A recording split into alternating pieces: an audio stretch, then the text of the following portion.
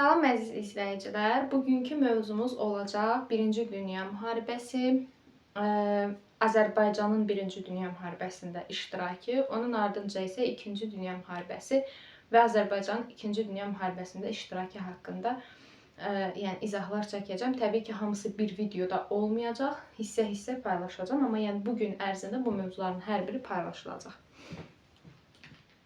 İlk növbədə başlayaq Birinci Dünya Müharibəsindən. Baxaq görək Birinci Dünya Müharibəsi necə başladı və gedişatında nələr oldu. Sonra Azərbaycanın Birinci Dünya Müharibəsindəki iştirakı haqqında danışarıq. Birinci Dünya Müharibəsindən danışmamışdan öncə birinci bu haqda məlumat verək ki, Birinci Dünya Müharibəsində iki tərəf iştirak edirdi. Təbii ki, iki tərəf iştirak edirdi. Bunlardan biri Üçlər İttifaqıdır. Sonradan Dördlər İttifaqı olacaq. Bu başqa bir məsələ. Müharibənin gedişində deyəcək bunu. Yəni müharibədən əvvəl dünya iki hərbi siyasi bloka bölünüb. Biri Üçlər İttifaqıdır, digəri isə Antantadır. Bəs bu hərbi bloklar necə yarandı ilk olaraq? Deməli 1879-cu ildə Almaniya və Avstriya Macarıstan arasında Avstriya Macarıstan arasında Avstriya Macarıstan imperiyası da burada qeyd edək 1867-ci ildə yaranıb. Almaniya ilə Avstriya Macarıstan arasında bir yaxınlaşma baş verir, ittifaq yaranır. 1882-ci ildə isə bu ittifaqa İtaliya da qoşulur. Deməli, birinci yaranan hərbi blokumuz hansı oldu? Üçlər İttifaqı. Onun ardınca isə Antanta yaranmış olacaq. Antanta necə yaranır? Deməli, 19-cu əsrin 90-cı illərində, yəni əvvəllər 1894 yazılırdı, indi ili yoxdur konkret olaraq. 19-cu əsrin 90-cı illərində Fransa ilə Rusiya arasında bir ittifaq yaranır, saziş imzalanır. Sonra 1904-cü ildə Fransa ilə İngiltərə arasında, yəni Fransa birinci Rusiya ilə yaxınlaşır. Sonra İngiltərə ilə yaxınlaşır. Bunlar arasında bir səmimi saziş, yəni Antanta sazişi imzalanır. Sazişin adı Antanta sazişidir. Mənası isə səmimi saziş deməkdir. Və 1907-ci ildə isə Fransanın vasitəçiliyi ilə, baxın, Fransa birinci Rusiya ilə yaxınlaşdı, sonra İngiltərə ilə yaxınlaşdı. Sonra da Fransanın vasitəçiliyi ilə Rusiya ilə İngiltərə də bir-biri ilə yaxınlaşır. Beləliklə ittifaq tamamlanmış olur. Deməli, Rusiya və İngiltərə arasında da müqavilə imzalanır. Əvvəllər Peterburq müqaviləsi deyilirdi buna. İndi adı yoxdur. Sadəcə elə 1907-ci ildə müqavilənin imzalandığı qalır. Amma haradasa görsəz, bilin ki, yəni Peterburq müqaviləsi sazişi deyəndə bu 1907-ci il nəzərdə tutulur. Deməli, Rusiya ilə İngiltərə arasında imzalandı bu müqavilə və bununla da Antantanın yaradılması da başa çatdı. Və bu dünyanın iki hərbi siyasi bloka bölünməsi, yəni bir tərəfdə Üçlər İttifaqı və ona rəqib olan Antanta İttifaqının yaranması artıq Avropada güc tarazlığı məsələsinin iflası demək idi. Sonra, deməli, 20-ci əsrin əvvəllərində bu hərbi siyasi bloklar arasında mübarizə gedir. Nə uğrunda gedir mübarizə? Müstəmləkələri ələ keçirmək, yəni bir-birinin əlində olan müstəmləkələri ələ keçirib öz ərazilərini genişləndirmək və dünyadakı əlverişli xammal mənbəyi satış bazarlarına sahib olmaq. Elə xammal mənbəyi satış bazarı deyəndə bizim müstəmləkə nəzərdə tuturuq. Yəni bunları ələ keçirmək. Məsələn, Almaniyanın bu Birinci Dünya Müharibəsində əsas məqsədi Böyük Britaniyanı, Fransanı, Rusiyanı məğlub edib onların müstəmləkələrini ələ keçirməkdir. Fransa ilə Böyük Britaniya da həmçinin Almaniyanı məğlub edib onun müstəmləkələrini ələ keçirmək istəyir. Rusiya ilə Avstriya Macaristanın da əsas diqqət mərkəzi Balkanlardadır. Yəni müharibənin əsas səbəbi dünyanı bölüşdürmək uğrunda mübarizədir. Bəs yaxşı, bu müharibə, yəni onsuz da əgər dünya iki bloka bölünübsə, yəni Avropada iki dənə bir-birinə rəqib olan bax belə bir blok yaranıbsa, bunlar arasında müharibə qaçınılmazdır. Yəni onsuz da müharibə olacaqdır. Yəni zaten bunlar özünü müharibəyə hazırlayır yavaş-yavaş. Sadəcə bunun üçün bir qığılcım lazım idi. Bu qığılcım da nə oldu? Bəhanə nə oldu? 1914-cü ilin 28 iyununda deməli, Serb millətçisi Gavrila Prinsip, deməli, Serb millətçisi Gavrila Prinsip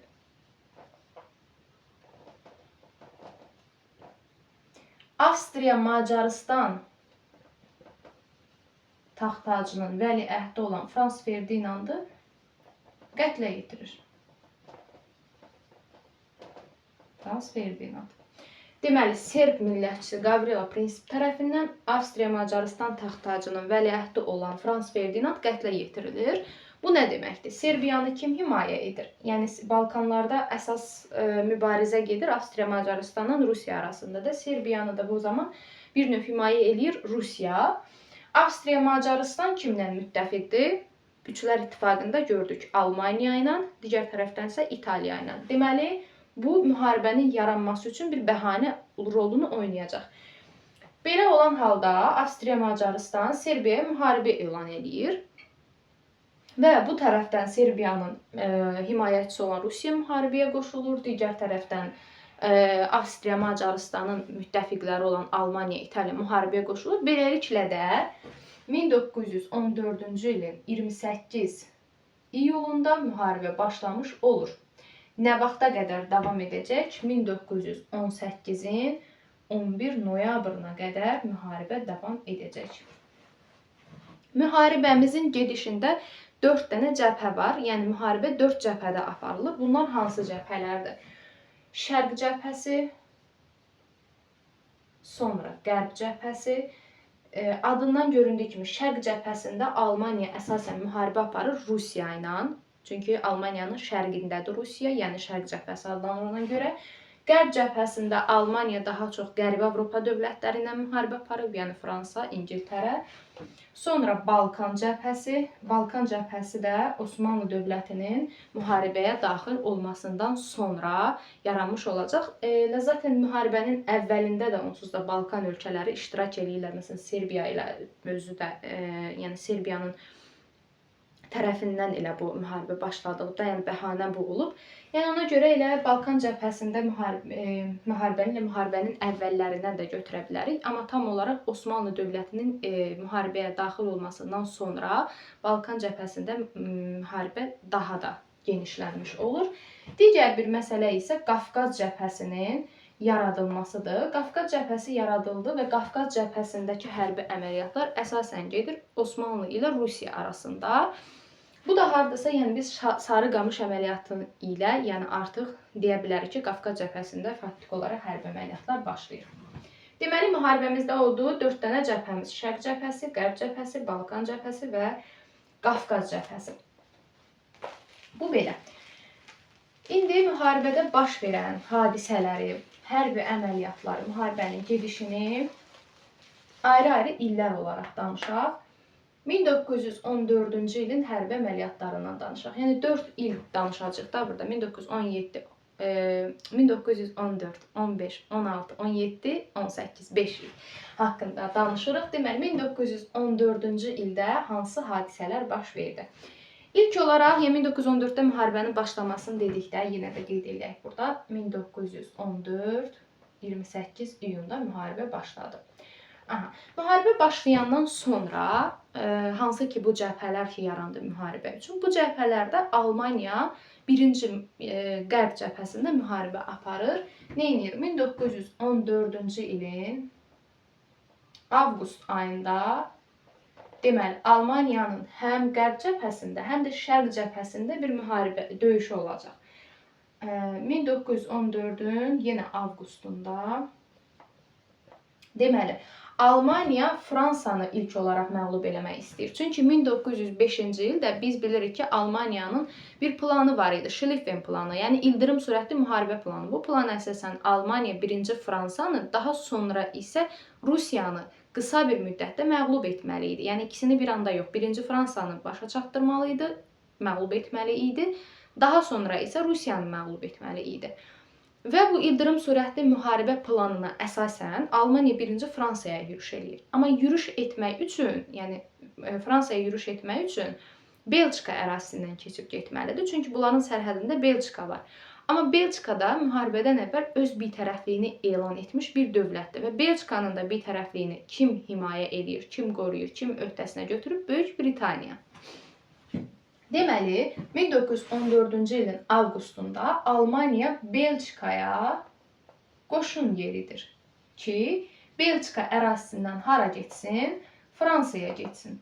Belə olan halda da müharibəyə kim qoşulur? Yəni, buna müharibə elan eləyir İngiltərə.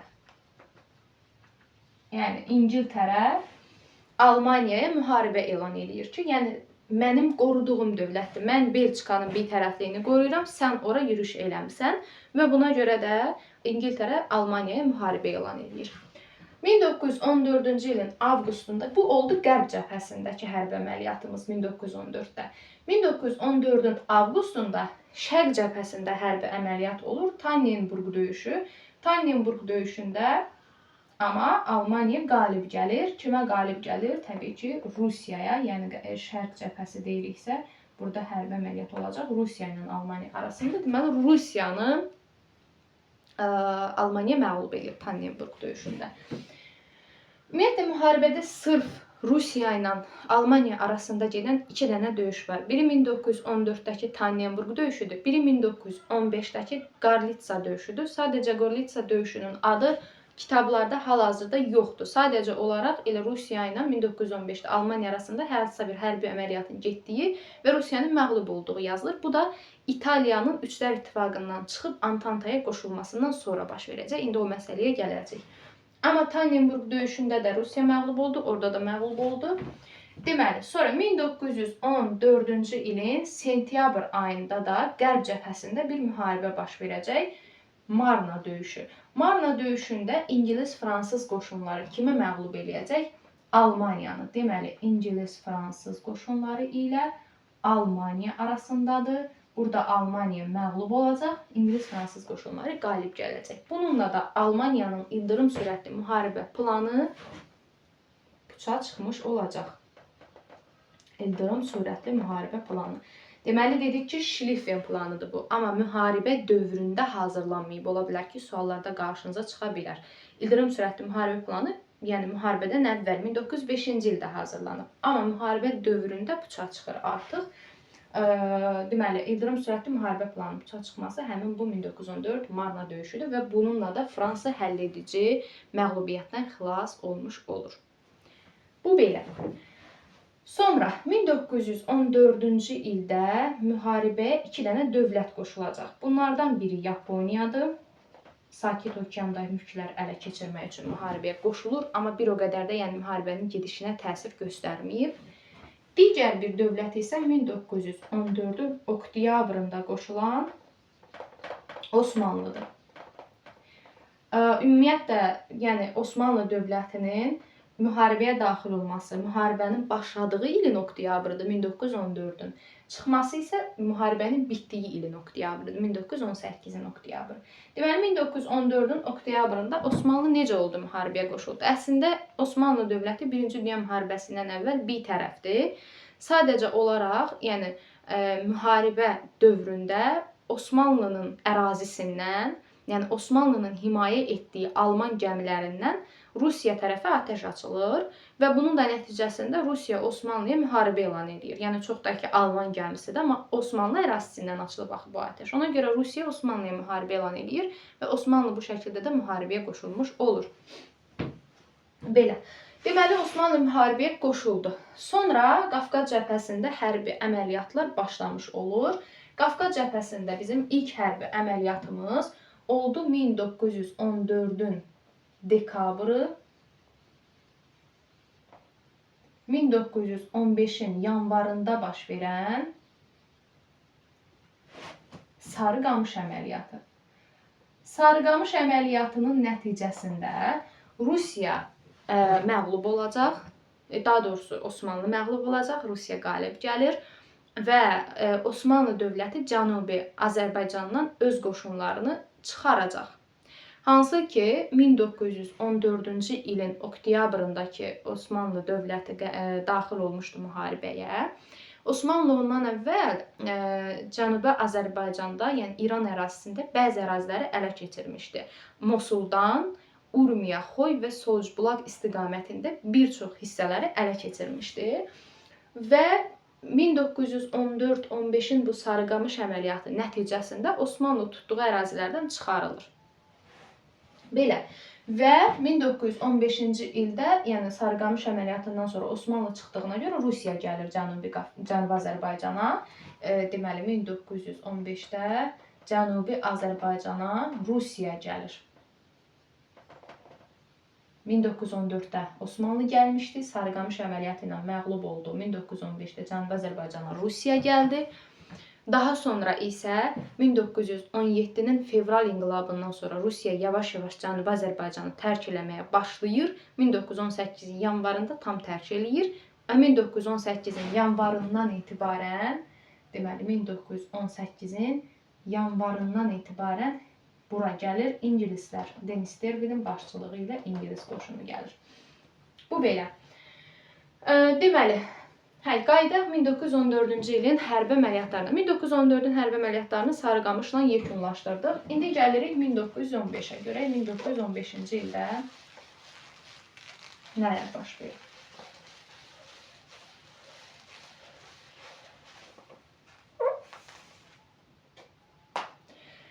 Deməli, 1915-ci ildə elə ilk olaraq bayaq dediyimiz məsələ Sarıqamış əməliyyatını yekunlaşdıraq. Sarıqamış əməliyyatı bitdi. Kim məğlub oldu? Dedik, Osmanlı məğlub oldu. Kimə məğlub oldu? Rusiyaya məğlub oldu. Rusiya qalib gəldi. Sonra, digər bir məsələ. Bu Sarıqamış əməliyyatında Rusiya ki, qalib gəldi və o əməliyyatlardan sonra İngiltərə və Fransa axı Rusiyanın müttəfiqidir. Onlar Rusiyaya yardım etmək və Osmanlını Qafqaz cəbhəsindən çıxartmaq üçün digər tərəfdən, yəni Osmanlını Balkan cəbhəsində müharibəyə cəlb eləyirlər. Balkan cəbhəsindəki müharibə də nə olur? 1915-in fevralından 1916-nın yanvarına dək olan Çanaqqala. Yəni Çanaqqala hərbi əməliyyatında deməli İngilis və fransız qoşunlarının əsas məqsədi bu boğazı ələ keçirib, yəni buradakı boğazları Çanaqqalanı daha doğrusu ələ keçirib İstanbulu işğal etmək və bununla da Osmanlını zəiflədib Qafqaz cəbhəsindən, ümumiyyətlə müharibədən çıxarmaq. Amma Mustafa Kemal Paşanın başçılığı ilə gedən bu Çanaqqala döyüşlərində həm quruda, həm də dənizdə gedən hərbi əməliyyatlarda deməli Osmanlı qalib gəldi. Osmanlı qalib gəldi. Kimə qalib gəldi? İngilis, fransız qoşunlarına, hətta burada İngiltərə ilə Fransanın, yəni İngiltərənin dominionları da iştirak edirdilər. Müstəmləkələri, dominionları iştirak edirdi. Bunlar da dominion deməyək, yəni İngiltərənin müstəmləkələri iştirak edirdi. Yeni Zelandiya ilə Avstraliya. Əsas yəni hərbi əməliyyatlara İngiltərə ilə Fransa, digər tərəfdə isə Osmanlı, yəni bunların arasında baş verdi Çanaqqala döyüşü. Çanaqqala əməliyyatı nəticəsində Osmanlı qalib gəldi. Belə, Osmanlı qalib gəldi. Sonra 1916-cı ilin avqust ayında müharibəyə qoşulur. Yox, ona 16-da deyəcəyik.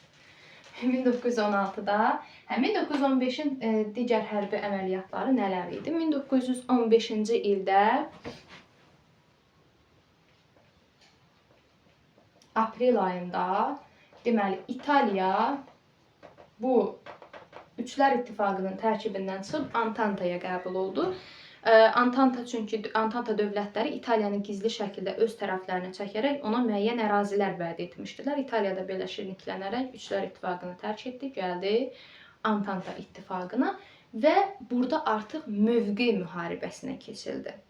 Yəni digər Avropa dövlətləri Almaniyaya qarşı. Və belə olan halda mövqe müharibəsinə keçilməsi də Almaniya və onun müttəfiqlərinin diqqətini əsas yönəltdi hara? Rusiyaya. Bayaq dediyim həmin o Gorlitsa 1915-ci ildə baş verən Rusiya ilə döyüş bunun nəticəsində olmuşdu və burada Rusiya məğlub edildi. 1915-də Rusiya məğlub edildi.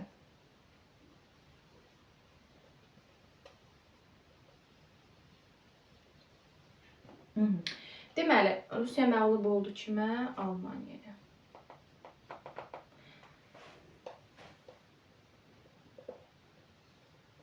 Sonra deməli 1915-ci ilin aprel ayında bu İtaliya çıxdı. 1915-in aprel ayında bir dənə də məsələ var. Böyük yalan hadisəsi. Böyük yalan hadisəsi nədir?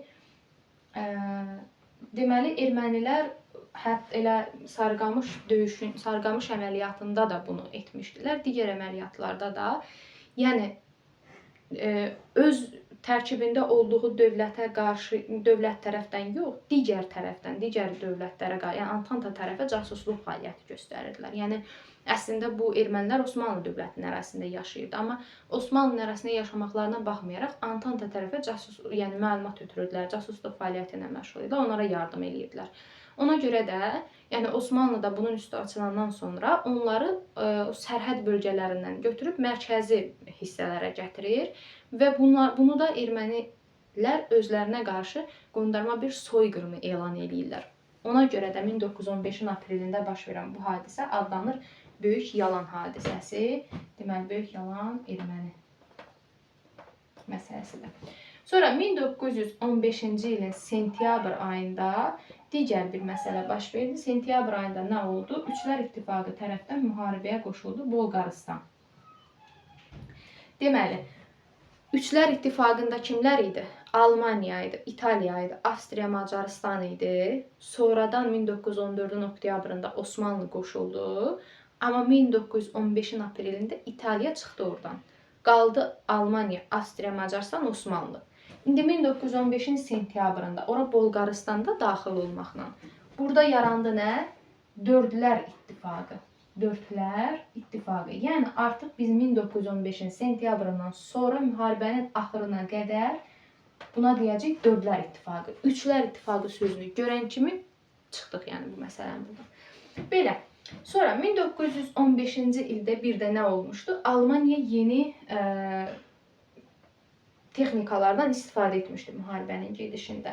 Deməli, Almaniya yeni texnikalardan istifadə edib. İkisini də İngiltərəyə qarşı eləyib. Sadəcə zəhərli xlor qazını Belçika ərazisindən İngiltərəyə qarşı istifadə edib. Deməli, Belçikadan İngiltərəyə qarşı istifadə edib zəhərli xlor qazından, bir də istifadə edib İngiltərəyə qarşı sualtı qayıqlardan. Yavaş-yavaş eləyək, bizə mane olmasın. Deməli, istifadə edib sualtı qayıqlardan. Bu da belə. İndi 1915-in də hərbi əməliyyatlarını başa çatdırdığımıza görə gələk 1916-ya.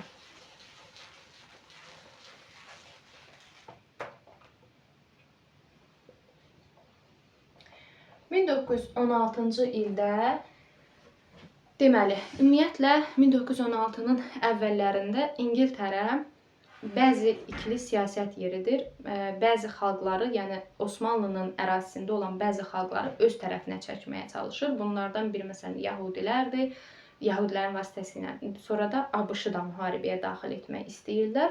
Digər bir məsələ isə Osmanlının tərkibində olan, yəni ərəbləri öz tərəfinə çəkməkdir ki, yəni onların da vasitəsilə Osmanlını zəiflətmək istəyirdi. Bu siyasəti Fransada edib. Yəni Osmanlının tərkibində olan ərəblərin öz tərəfinə çəkməklə Osmanlını zəiflətmək. Bu siyasət Fransa tərəfindən də həyata keçirilib, İngiltərə tərəfindən də həyata keçirilib. Testlərdə qarşınıza çıxacaq. Deməli 1916-cı ilin hərbi əməliyyatlarında nələr var?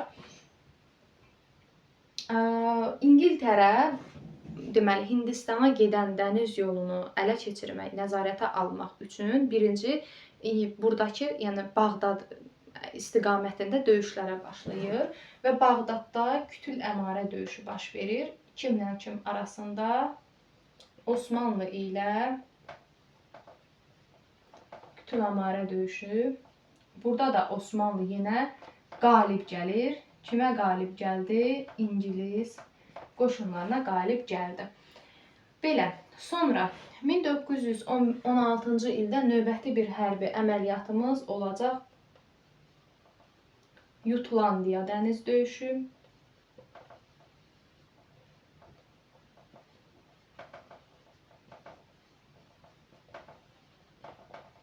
Jutlandiya dəniz döyüşü heç-heçə nəticələnib. Dəniz döyüşüdür.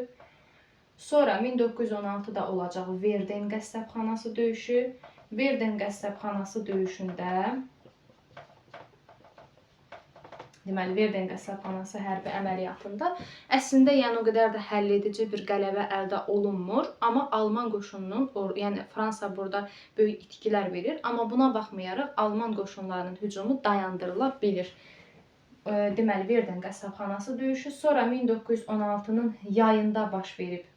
Deməli Jutlandiya mayda idi. Verden əvvəllərindədir 1916-nın. Bir də var ki, yayında baş verən döyüş. Yayında da olur Somma döyüşü. Somma ilk dəfə tanklardan istifadə olunan döyüşdür. Somma döyüşündə də yenə də elə həlledici bir qələbə olmayıb. Daha sonra 1916-nın döyüşləri bunlardır. Bir də 1916-da nə var? 1916-cı ilin avqust ayında müharibəyə bir deməli başqa bir dövlət qoşulur, Rumıniya. Rumıniyanın müharibəyə qoşulması müharibənin gedişinə heç bir təsir göstərməyib. Zaten o qədər də güclü bir rəqib deyildi və elə bunu biz görürük 1916-nın sonlarında bir dənə döyüş olacaq. Üçlər İttifaqı ilə Dördlər İttifaqı artıq.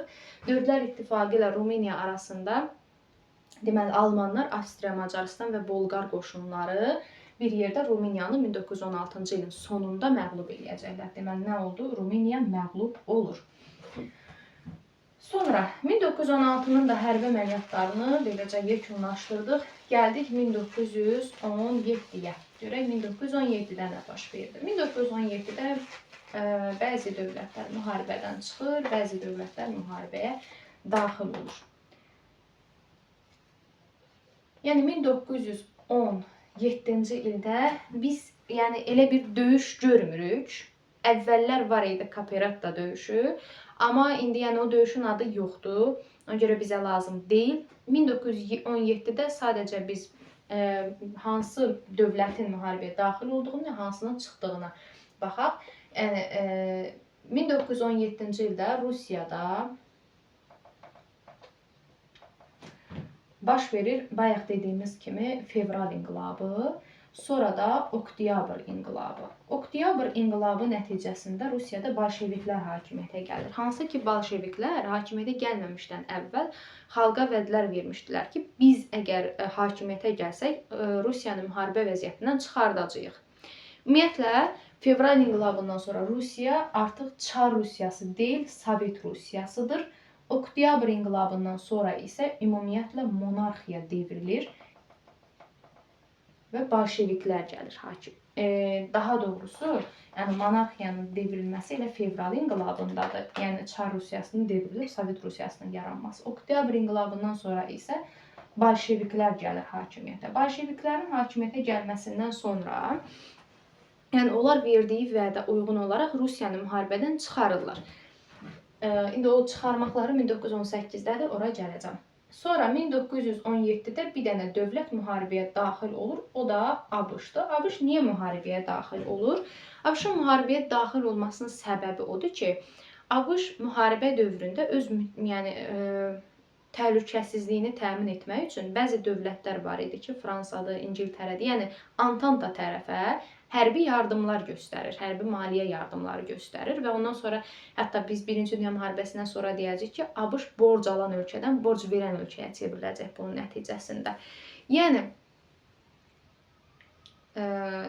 deməli, nə oldu? ABŞ bu 1-ci Dünya müharibəsində bəzi dövlətlər, yəni öz borc verdiyi dövlətlərin qələbəsini təmin etmək məqsədi ilə müharibəyə qoşulmaq istəyir, amma bunun üçün bir bəhanəsi lazımdır.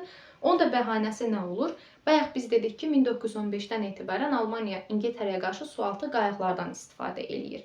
Sualtı qayıqlardan istifadə edərkən İngiltərə arasında olan ABŞ gəmilərinə zərər gəlir. Yəni ABŞ gəmilərinə həm də canlı qüvvəsinə zərər gəldiyinə görə ABŞ bunu bəhanə edərək 1917-ci ildə müharibəyə qoşulur. Sonra elə buradan gələk, deməli 1918-ci ilə 1918-ci ildə deməli mart ayının 3-də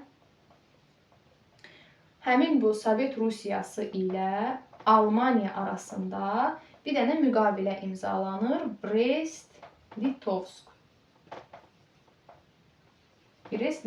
sülh müqaviləsi imzalanır.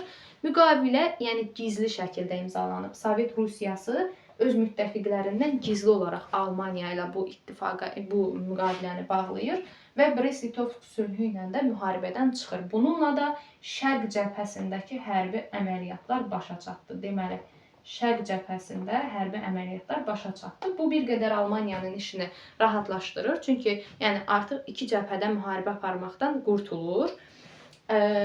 Əsas diqqətini yönəldir Qərb cəbhəsinə və 1918-ci ilin iyulunda gedir Paris tərəfə və yəni Fransa tərəfə, Parisə. Amma burada da ABŞ-ın dəstəyi ilə həmin bu yürüşün qarşısı alınır. 1918-ci ilin sentyabr ayında Rumıniya müharibədən çıxır. Daha doğrusu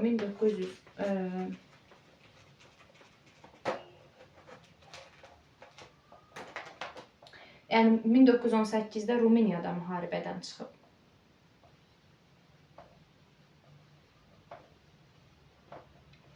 Amma 1918-in yanvar nə deyir? Sentyabrında müharibədən çıxan konkret olaraq Bolqarıstandır.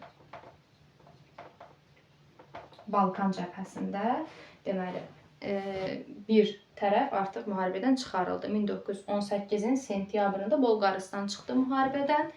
1918-in oktyabrın 30-unda Mudros müqaviləsi ilə Osmanlı çıxacaq. Mudros müqaviləsi ilə Osmanlı çıxacaq müharibədən. 1918-in noyabrın əvvəlində Avstriya Macarıstan çıxacaq müharibədən. 1918-in noyabrın 11-də isə Almaniyanın yeni hökuməti, deməli noyabrın 11-də isə Almaniyanın yeni hökuməti Kompiyen meşəsində sülh imzalayaraq müharibədən çıxacaq. Almaniyanın niyə yeni hökuməti deyirəm? Çünki 1918-in 9 noyabrında Almaniyada bir inqilab baş verəcək. O inqilabın nəticəsində 9 noyabrda hakimiyyət, yəni monarxiya devriləcək, yerinə yaradılacaq respublika. Bunun nəticəsində 1918-in noyabrın 11-də, yəni yeni yaranan hökumət artıq Almaniyanı müharibədən çıxaracaq. Hətta sonralar Almaniyada belə bir fikir yayılmışdı ki, əslində Almaniya müharibədə məğlub olub çıxmayıb müharibədən. Sadəcə inqilab nəticəsində, inqilabın təsiri ilə yeni hökumət gəlib, yəni yeni hökumət Almaniyanı müharibədən çıxarıb. Belə bir fikir də yayılmışdı. Bu belə. Deməli, Birinci Dünya müharibəsi nəticəsində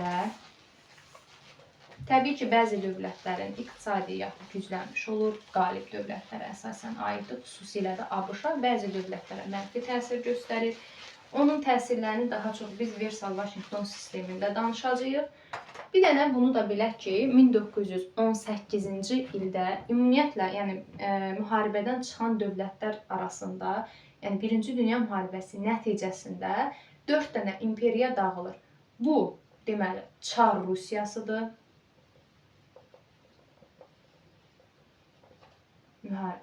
Sonra Osmanlıdır,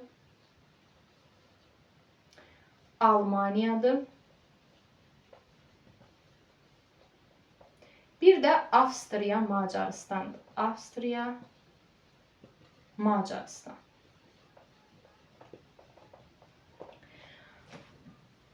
Amma əgər desək ki, müharibə dövründə parçalanan imperiyalar 4 dənədir. Çar Rusiyası, Osmanlı, Almaniya, Avstriya, Macarıstan. Çar Rusiyası 1917-nin fevral inqilabında getdi. Yarandı Sovet Rusiyası. Osmanlı 1922-də dağılacaq müharibədən sonra milli hərəkat nəticəsində. Almaniya 1918-in noyabrın 9-unda, deməli noyabrın 9-unda, Avstriya, Macarıstan isə 1919-da Versal konfransının gedişində dağılacaq 4 dənə dövlət yaranacaq yerində Avstriya, Macarıstan, Çexoslovakiya və Serb-Xorvat-Sloven krallığı. Serb-Xorvat-Sloven krallığı da sonradan Yugoslaviya olacaq. Bunu yenə də deyirəm, Versal-Vaşinqton konfransının gedişində geniş şəkildə danışacağıq. Burada isə deməli bizə nə lazımdır? Bir Çar Rusiyasıdır. Bir də Almaniyadır ki, bu iki dövlətdə siyasi quruluş dəyişdi. Deməli, siyasi quruluş dəyişir. Necə dəyişir? Əslində, yəni Osmanlıda da 1923-də cümhuriyyət yaranır. Amma biz konkret müharibə dövrünü nəzərdə tuturuq. Yəni, 1-ci Dünya müharibəsi dövründə siyasi quruluşun, müharibə dövrü yazaq. Müharibə illərində siyasi quruluşun dəyişdiyi 2 dənə dövlətimiz oldu. Biri Çar Rusiyasıdır, biri isə Almaniyadır. Çar Rusiyası, yəni burada artıq Çar ifadəsi ləğv olundu, oldu Sovet Rusiyası və respublika qurulacaq orada da. Almaniyada isə 1918-in noyabr ayının 9-unda yenə monarxiya devrildi. Onun əvəzində yarandı Almaniyada ilk dəfə, yəni Almaniya tarixində ilk dəfə respublika. Bu belə. Bu oldu bizim 1-ci Dünya müharibəmiz. 1-ci Dünya müharibəsi haqqında məlumat olduqsa, indi keçirik 1-ci Dünya müharibəsində Azərbaycanın iştirakına.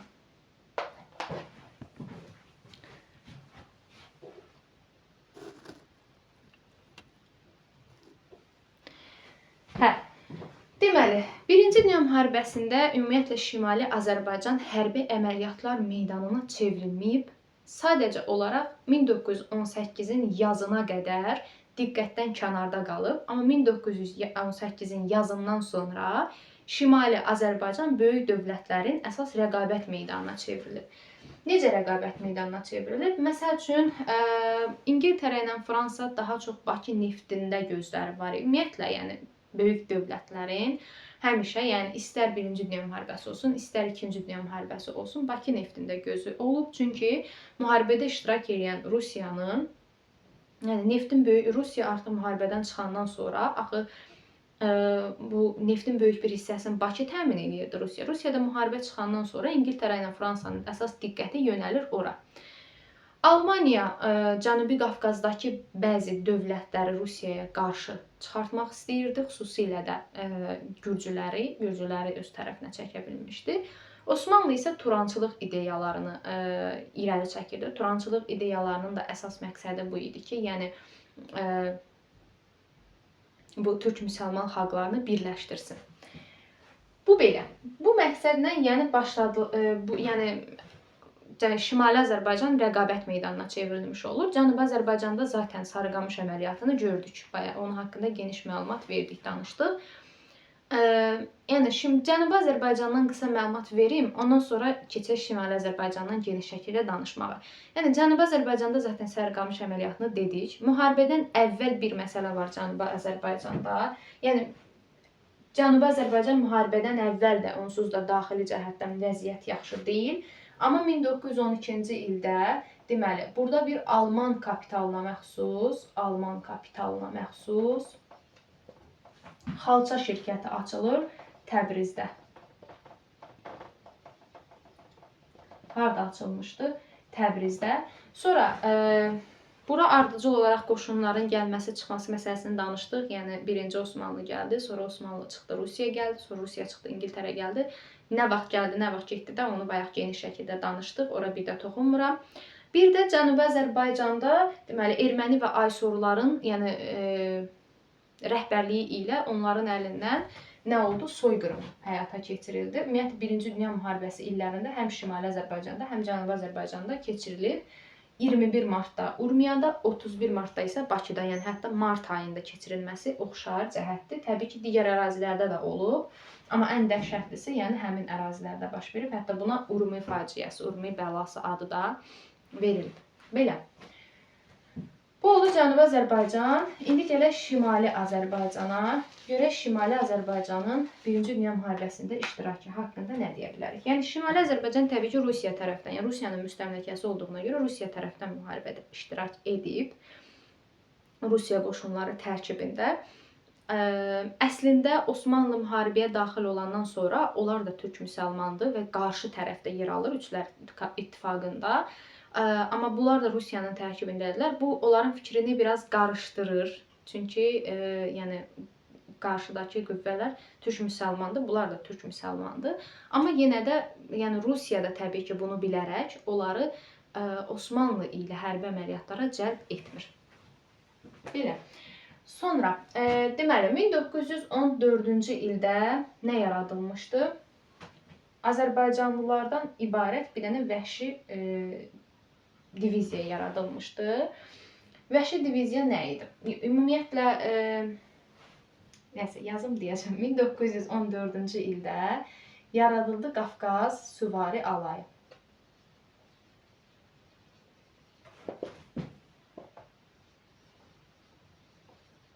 Qafqaz Süvari Alayının tərkibində isə müsəlmanlardan ibarət bir dənə də alay yaradılmışdı. Yəni Qafqaz Süvari Alayı ümumilikdə adlandırırıq vəhşi diviziya və bunun tərkibində də müsəlmanlardan da ibarət bir alay yaradılıb. Yəni Azərbaycanlılardan ibarət. Yəni biz buna artıq bəzən yəni testlərdə, nə bilim, yəni sualda çaşdırmaq üçün belə bir şey salırlar ki, və Birinci və İkinci Dünya müharibəsində oxşar cəhət kimi salınır ki, milli diviziyalarımızdan istifadə olunub.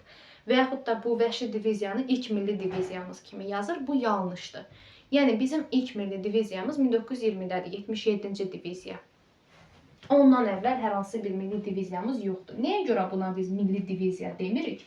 Çünki Qafqaz Süvari Alayının tərkibində 6 dənə alay olub. Ümumi Qafqaz xalqlarını əhatə eləyib, yəni bu alay, bu diviziya.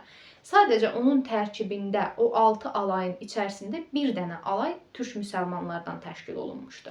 Azərbaycanlılar da var idi onun tərkibində. Yəni sırf Azərbaycanlılardan ibarət olmadığına görə, yəni ümumi Qafqaz xalqlarını əhatə etdiyinə görə biz buna milli diviziya deyə bilmirik. Bunun yaradılmasında iştirak eləmişdi Fərrux bəy Vəzirov.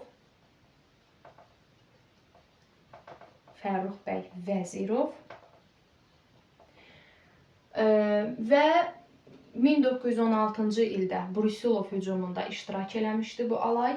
Brusilov hücumunda iştirak edib. 1918-in yanvarında isə fəaliyyətini dayandırıb. 1918-in yanvarında fəaliyyətini dayandırıb.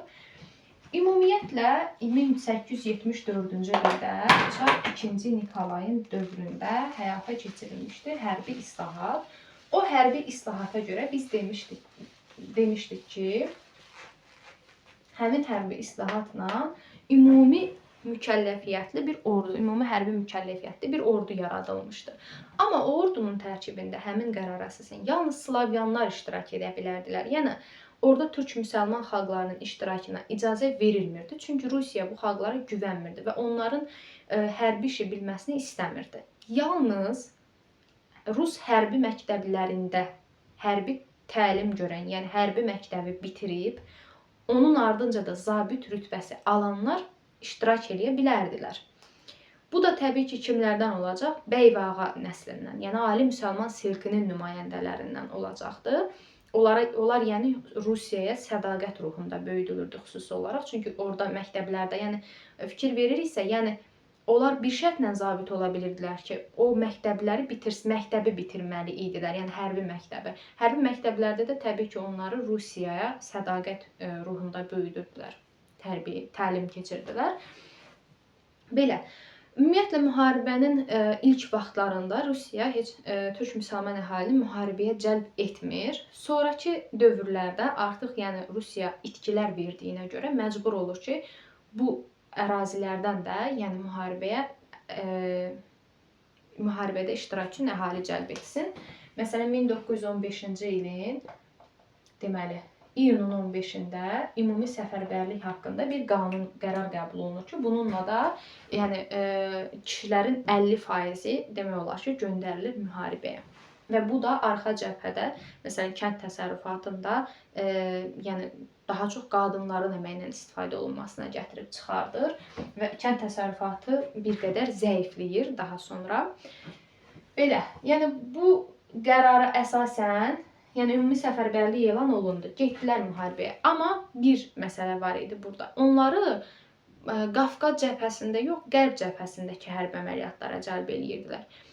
Xüsusilə də 1912-13-cü illər Balkan savaşında yəni Azərbaycanlılar, türk müsəlman əhali Osmanlıya yaxından dəstək göstərdiyinə görə, yardım göstərdiyinə görə Rusiya burada da qorxur ki, yəni əgər onları Qafqaz cəbhəsində müharibəyə cəlb etsək, hətta Çanaqqalada da iştirak ediblər onlar. Yəni müharibəyə cəlb etsək, digər tərəfdən müharibəyə qoşula bilərlər. Ona görə yəni Rusiya öz işini ehtiyatlı tutaraq, yəni heç Qafqaz cəbhəsində yox, onları birbaşa Qərb cəbhəsinə, Almaniya ilə döyüşlərə cəlb eləyir. Ona görə də məsələn biz indi birazdan danışacağıq. Orada iştirak edən Azərbaycanlılar haqqında Səməd bəy Mehmandarov, Əlağa Şıxlinski və s. Bunlar haqqında danışacağıq. Onların hamısında görəcəyik ki, onlar yalnız Qərb cəbhəsində yəni mübarizə aparıblar. Heç birində yəni Qafqaz cəbhəsində və yaxud da digər cəbhədə müharibə görmürük. Belə. Deməli, 1914-cü ildə bir dənə də məsələ var. Aslanxan Xoyskinin deməli hazırladığı bir plan, layihə var. Deməli Aslanxan Xoyski. Aslanxan Xoyski müstəqil bir dövlətin yaradılması fikrini irəli sürür və həmin o müstəqil dövlətin bəzi ərazilərdə, yəni bəzi əraziləri əhatə edən dövlət. Deməli Yelizavetpoldur, Bakıdır, İrəvandır, bu quberniyalar, bir də Terik və Dağıstan. Yəni bu əraziləri əhatə edən müstəqil bir dövlətin, yəni bu əraziləri əhatə edən bir dövlətin yaradılması fikrini irəli sürür.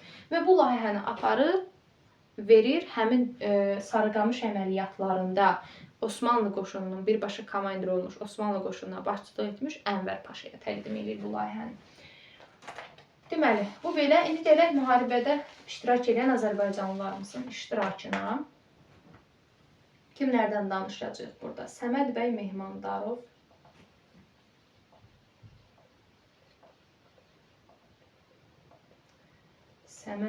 Mehmandarov, Əliağa Şıxlinski,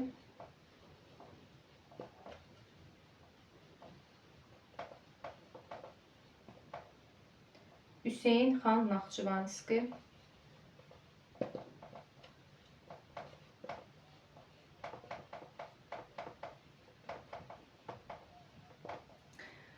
sonra Fərrux Ağaqayıbov,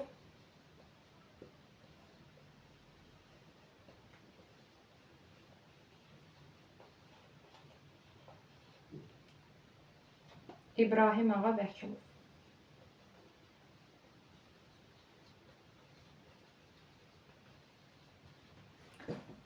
Bir də Talışxanovlar var idi. Mirzə Kazım bəy, bir də Mir Əsəd bəy. Talışxanovlar.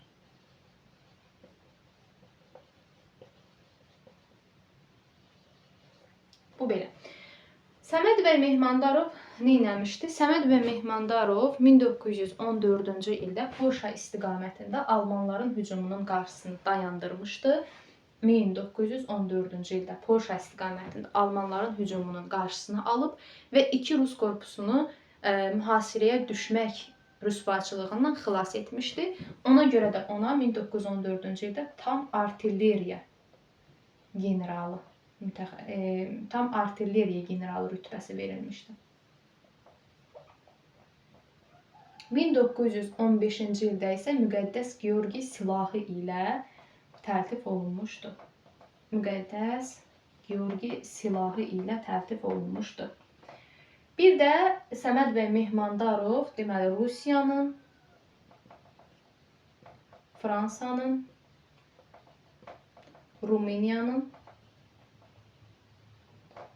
bir də İngiltərənin, yəni Böyük Britaniyanın hərbi mükafatlarına layiq görülmüşdü. Sonra, deməli, Əliağa Şıxlinski, bir də bu Səməd bəy Mehmandarov, elə Əliağa Şıxlinski də hər ikisi 1917-ci il fevral inqilabı, yəni 2-ci Rus inqilabının nəticəsində istefa vermişdilər. Hər ikisi. İkisində oxşar cəhətidir. Əliağa Şıxlinskini Rus artilleriyasının Allahı adlandırırdılar.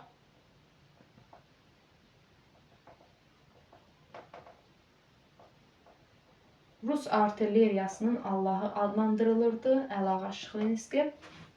Eyni zamanda deməli Petrogradın toplarla müdafiəsi ona tapşırılmışdı və o xüsusi Şıxlinski üçbucağı adlı bir taktika deyim, yəni təklif etmişdi və onun həmin bu taktikası, bu təlimi bütün dərsliklərə salınmışdı. Yəni o dövrdə tədris olunurdu. Deməli, nə idi? Şıxlinski üçbucağı.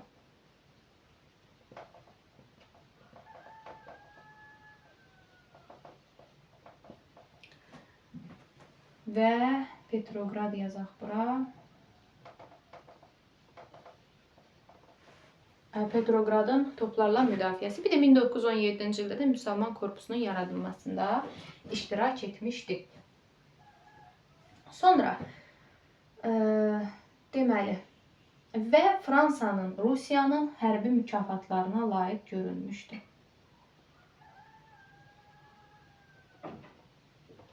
Deməli, Fransa ilə Rusiyanın hərbi mükafatlarına layiq görülüb. Kim görülüb? Əliağa Şıxlinski.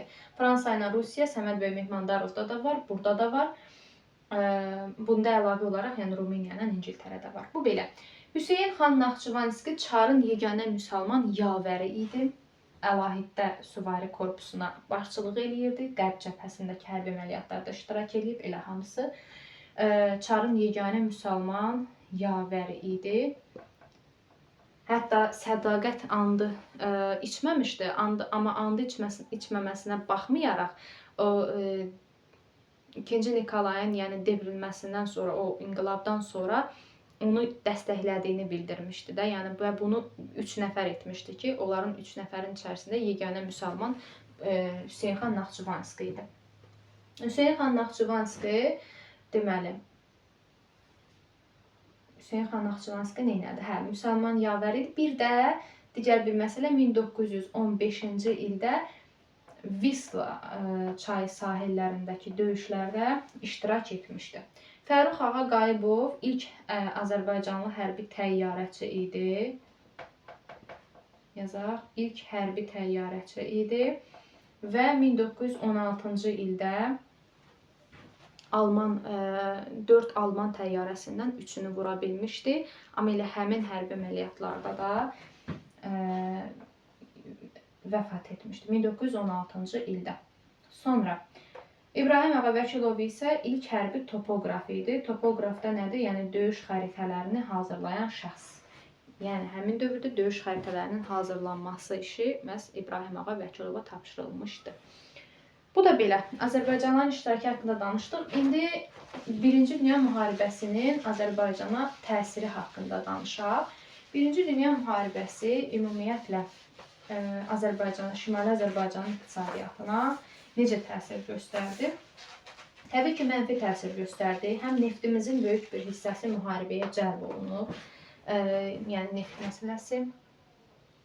Digər bir tərəfdən bayaq dediyim məsələ kənd təsərrüfatının zəifləməsinə səbəb olub. Sonra bir məsələni də qeyd edeyim. Gədəbəy misəritmə zavodu ki var, o Gədəbəy misəritmə zavodunda qeyri-müsəlmanlar çalışırdılar. Yeganə qeyri-müsəlmanlar idi ki, onları müharibəyə cəlb etməmişdilər. Yəni biz normalda deyirik ki, türk müsəlmanları daha çox cəlb etmirdilər də. Qeyri-müsəlmanlar müharibənin əvvəlindən iştirak eləyib.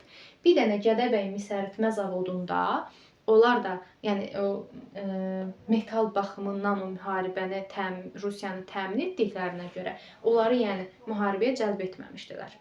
Orada çalışmağa davam edirdilər. Sonra deməli, ərzaq qıtlığı yarandı. Ərzaq qıtlığının səbəbi nə idi? Ərzaq qıtlığının bəzi səbəbləri var müharibə dövründə. Birinci məsələ nəqliyyat yollarında, şosiya yollarında problem yarandığına görə Rusiyadan Şimali Azərbaycana gətirilən həmin yəni nəqliyyat ərzağın daşınmasında problem yarandı və bu problem ərzaq qıtlığına səbəb oldu. İkincisi, bura qaçqınların gətirilməsi ilə bağlı, yəni müharibə dövründə yaralıların, məcburi köçkünlərin gətirilməsi ilə bağlı əhalinin sayı çoxaldığına görə bu da ərzaq qıtlığına səbəb oldu. Digər bir məsələ isə Bakıda əlavə rus qoşunlarının yerləşdirilməsidir. Yəni əlavə orduların gəlməsi idi ki, bu da əhalinin sayının artmasına və ərzaq qıtlığının baş verməsinə səbəb oldu. Və 1916-cı ildə, 1916-cı ilin əvvəlində qadınların qiyamı baş verdi. Yəni biz Cənubi Azərbaycanda 1898-də görürük bu qiyamı. Zeynəb Paşa üsyanı mühtəçirliyə qarşı. Şimali Azərbaycanda isə 1916-nın əvvəllərində deməli qadınların qiyamı baş verdi. Və bu qadınların qiyamı deməli nəyə qarşı olmuşdu? Mühtəçirliyə qarşı olmuşdu. Mühtəçirliyə qarşı. Amma Rusiya bura əlavə rus qoşunlarını yedirtməklə bu üsyanı yatırdı. Əlavə rus qoşunları. Yəni yerli qoşun yox, əlavə qoşun, rus qoşunlarını yeritməklə bu deməli üsyanı, qadınların qiyamını yatırmış olur.